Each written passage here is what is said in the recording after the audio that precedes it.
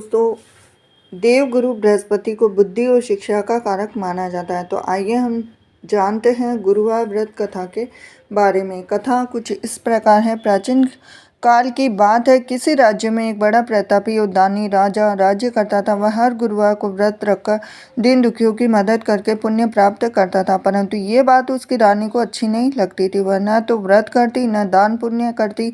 इतना ही नहीं, वह राजा को भी ऐसा करने से मना करती थी। एक समय की बात है कि राजा शिकार खेलने के लिए वन गए और घर पर रानी और दासी थी।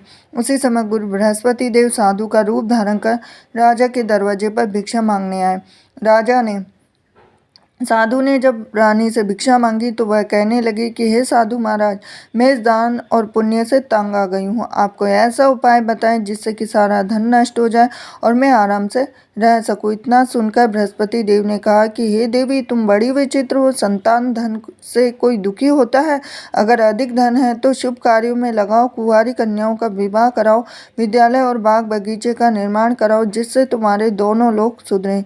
परंतु साधु की इन बातों से रानी को खुशी नहीं हुई। उसने कहा कि मुझे ऐसे धन की आवश्यकता नहीं जिससे मैं दान दूं, जिसे संभालने में मेरा सारा समय नष्ट हो जाए। तब साधु ने कहा, अगर तुम्हारी ऐसी इच्छा है तो मैं जैसा तुम्हें बताता हूँ तुम वैसा ही करना। गुरुवार के दिन तुम घर को गोबर से लीपना और अपने बालों को पीली मिट्टी से धोना। राजा ने हजामत बनाने को कहना और भोजन में मांस मदिरा का प्रयोग करना। कपड़े धोबी के यहाँ धुलवाने देना और इस प्रकार 7 बृहस्पतिवार करने से तुम्हारा समस्त धन नष्ट हो जाएगा। इतना कहकर साधु के रूप में बृहस्पति देव अंतर्ध्यान हो गए और साधु के अनुसार कई बातों को पूरा करते हुए रानी को केवल 3 बृहस्पतिवार ही बीते थे कि उसकी समस्त धन संपत्ति नष्ट हो गई। भोजन के लिए राजा का परिवार तरसने लगा। तब एक दिन राजा ने रानी से कहा कि हे रानी, तुम यहीं रहो, मैं दूसरे देश को जाता हूँ, क्योंकि यहाँ पर सभी लोग मुझे जानते हैं, इसलिए मैं कोई भी छोटा कार्य नहीं कर सकता। ऐसा कहकर राजा दूसरे देश चला गया और वहाँ वह जंगल से लकड़ी काट कर लाता, शहर में बेचता। इस तरह वह अपना जीवन व्यतीत करने लगा। इधर राजा के परदेश जाते ही रानी और दासी दुखी रहने लगी और एक बार जब रानी और दासी को 7 दिन तक बिना भोजन के रहना पड़ा तो रानी ने अपनी दासी से कहा कि हे दासी, पास ही के नगर में मेरी बहन रहती है, वह बड़ी धनवान है, तो उसके पास जा और कुछ ले आ ताकि थोड़ी बहुत गुजर बसर हो जाए। दासी रानी की बहन के पास गई। उस दिन गुरुवार था। रानी की बहन उस समय बृहस्पति व्रत की कथा सुन रही थी। तो दासी ने रानी की बहन को अपनी रानी का संदेश दिया, लेकिन रानी की बड़ी बहन ने कोई उत्तर नहीं दिया। जब दासी को रानी की बहन से कोई उत्तर नहीं आया तो वह बहुत दुखी हुआ और उसे क्रोध भी आया। दासी ने वापस आकर रानी को सारी बात बता दी। ये सुनकर रानी ने अपने भाग्य को कोसा। उधर रानी की बहन ने सोचा कि मेरी बहन की दासी आई थी, परंतु मैं उससे नहीं बोली। इससे वह बहुत दुखी होने लगी। कथा सुनकर पूजा समाप्त करके वह अपनी बहन के घर आई और कहने लगी कि हे बहन, मैं बृहस्पतिवार का व्रत कर रही हूँ।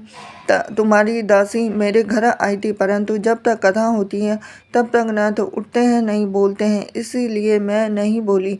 बताओ दासी क्यों आई थी? तो रानी बोली, बहन तुमसे क्या छिपाऊं, हमारे घर में खाने तक को अनाज नहीं है। ऐसा कहते कहते रानी की आंखें भर आई और उसने दासी समेत पिछले 7 दिनों से भूखे रहने की बात अपनी बहन को बता दी। रानी की बहन बोली कि देखो बहन, भगवान बृहस्पति देव सबकी मनोकामना को पूर्ण करते हैं। देखो, शायद तुम्हारे घर में अनाज रखा हो। पहले तो रानी को विश्वास नहीं हुआ, पर बहन के आग्रह पर उसने अपनी दासी को अंदर भेजा और सचमुच अनाज से भरा एक घड़ा मिल गया। यह देखकर दासी को बड़ी हैरानी हुई और दासी रानी से कहने लगी कि हे रानी, जब हमको भोजन नहीं मिलता तो हम व्रत ही कर लेते हैं, इसीलिए क्यों ना इनसे व्रत और कथा की विधि पूछ ली जाए ताकि हम भी व्रत कर सकें। तब रानी ने अपनी बहन से बृहस्पतिवार व्रत के बारे में पूछा। उसकी बहन ने बताया कि बृहस्पतिवार के व्रत में चने की दाल, मुनक्का, केले की जड़ में अर्पित करें तथा दीपक जलाएं, व्रत कथा सुने, पीला भोजन ही करें। इससे बृहस्पति देव और भगवान विष्णु प्रसन्न होते हैं। व्रत और पूजा की विधि बताकर रानी की बहन अपने घर को लौट गई। 7 दिन के बाद जब गुरुवार आया तो रानी और दासी ने व्रत रखा। वह गुड़साल में जाकर चना और गुड़ लेकर आई, फिर उससे केले की जड़ तथा विष्णु भगवान की पूजा की। अब पीला भोजन की चिंता को लेकर दोनों दुखी हो चुकी।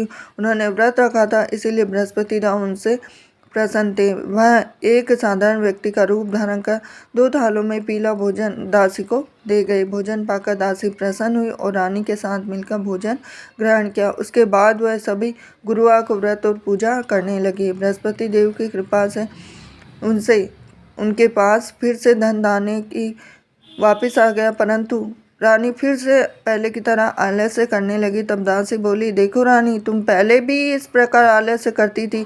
तुम्हें धन रखने में कष्ट होता था, इस कारण सभी धन नष्ट हो गया। अब जब देव बृहस्पति की कृपा से धन मिला है तो तुम्हें फिर से आलस्य होने लगा है। रानी को समझाते हुए दासी कहती कि बड़ी मुसीबतों के बाद हमने ये धन पाया है, इसलिए हमें दान पुण्य करना चाहिए, भूखों को भोजन कराना चाहिए, धन को शुभ कार्यों में खर्च करना चाहिए, जिससे तुम्हारे कुल का यश बढ़ेगा, स्वर्ग की प्राप्ति होगी, पितृ प्रसन्न होंगे। दासी की बात मानकर रानी अपना धन शुभ कार्यों में खर्च करने लगी। इससे पूरे नगर में उसका यश बढ़ने लगा। बृहस्पतिवार व्रत कथा के बाद श्रद्धा के साथ आरती की जानी चाहिए। इसके बाद प्रसाद बांटकर उसे ग्रहण करना चाहिए। थी आज की बृहस्पतिवार की व्रत कथा। हरे कृष्णा।